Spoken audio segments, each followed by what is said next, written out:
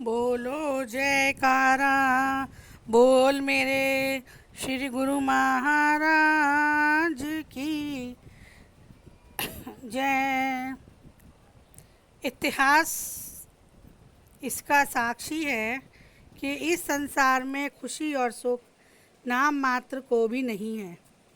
जिस मन में लालच आदि विकार हैं, उसके लिए चैन और आराम है ही नहीं। सिकंदर महान शक्तिशाली राजा था। पराजय और असंभव, ये दो शब्द उसके लिए सर्वथा ज्ञात थे। उसने अनेकों बार भारत पर आक्रमण किए। एक बार वह लूट मार करके स्वदेश लौट रहा था।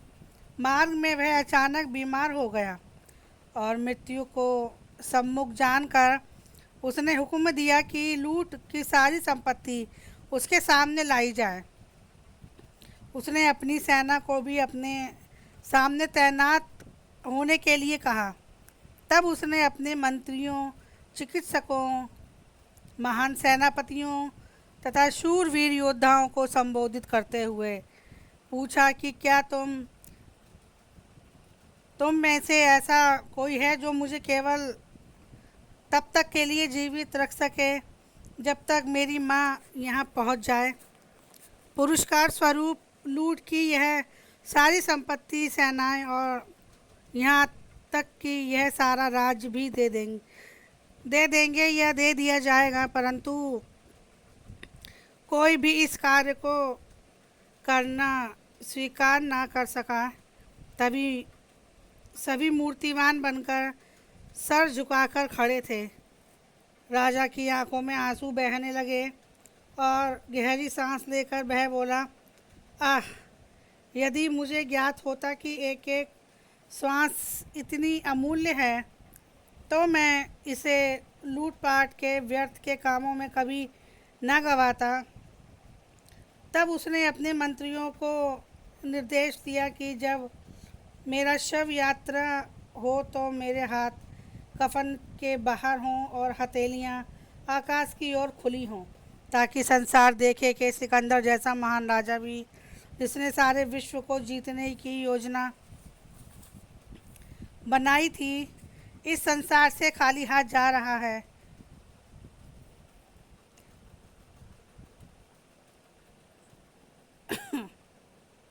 और एक कवि का कथन है, बेजरी का ना कर गिला गाफिल, रख तसल्ली की यूँ मुकद्दर था।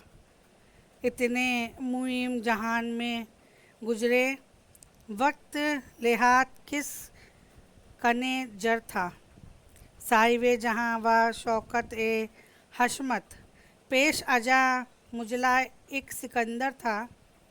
थी यह सब कायनात जेरी नगी, सात मोर ओ मलक शाह लश्कर था। लाल याकूत हम जाको गोहर, जिस कदर चाहिए मुसैयर था। आखिरकार जब यहाँ से चला, हाथ खाली कफन से बाहर था। अर्थात कहने का कथन ये है, ओ मूर्ख प्राणी, अपनी निर्धनता की शिकायत मत कर। तसल्ली रख कि तेरा भाग्य ऐसा ही था। कई धनी मानी लोग यहाँ से चले गए, परंतु क्या कोई इस संसार से एक दमड़ी भी अपने साथ ले गया? सिकंदर महान अपने समय के सभी शक्तिशालियों और प्रतिष्ठित लोगों से बढ़कर था।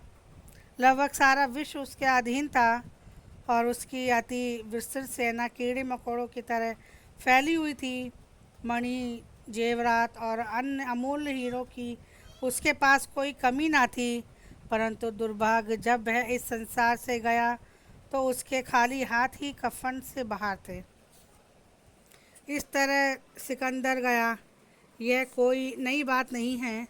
हम इसको इसी तरह खाली हाथ ही जाना है। परंतु बुद्धिमान व्यक्ति अपने जीवन में ही अपने भविष्य को उज्जवल बना लेते हैं। राज्यों और देशों को जीत कर नहीं, अपितु अपने मन को जीत कर वह अपने अंदर के शत्रुओं को विरुद्ध संघर्ष करते हैं और अपने अंतःकरण को शुद्ध करने का भरपूर प्रयास करते हैं। अन्य वस्तुओं की तरह मन को भी निर्मल और मालिक के निवास योग बनाने के लिए नाम में निरंतर रगड़ की आवश्यकता होती है। गुरु नानक जी का कथन है कि अस्वच्छ और गंदा पानी, गंदा शरीर को पानी से साफ किया जाता है, मैले वस्त्र साबुन से धोने पर साफ होते हैं, ऐसे ही दूषित मन को की अशुद्धता नाम के अभ्यास से ही दूर होती है। मन की सभी बुराइयों को दूर करने और इनके अध्यात्म की ओर प्रेरित करने के लिए नाम का अभ्यास तथा मालिक की निस्वार्थ सेवा से बढ़कर प्रभावकारी अन्य कोई साधन नहीं है। और जब तक मन में दूषित विकार उत्पन्न होते रहेंगे तब तक सुख या आनंद प्राप्त नहीं हो सकता। अज्ञानतावश मन इंद्रियां जनित विषयों में ही खुशी अनुभव करता है, वह अपने अंतर ही नित्य सुख और शांति की प्राप्ति के लिए अपने अंदर नहीं झांकता।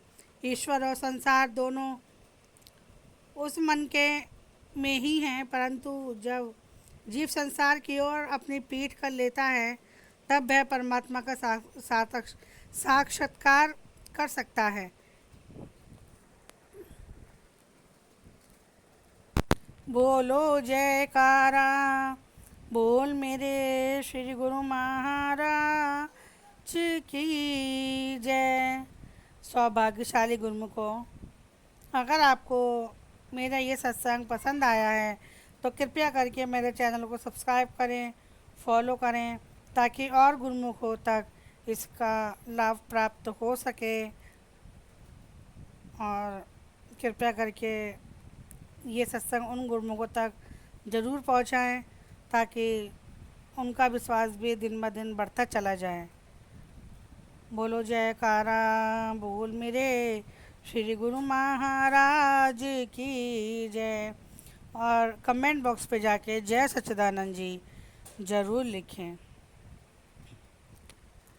एक आस तुम्हारी है, विश्वास तुम्हारा है, अब तेरे सिवा बाबा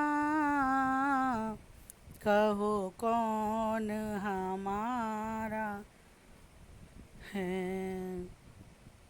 एक आस तुम्हारी है, विश्वास तुम्हारा है, अब तेरे सिवा बाबा कहो कौन हमारा है।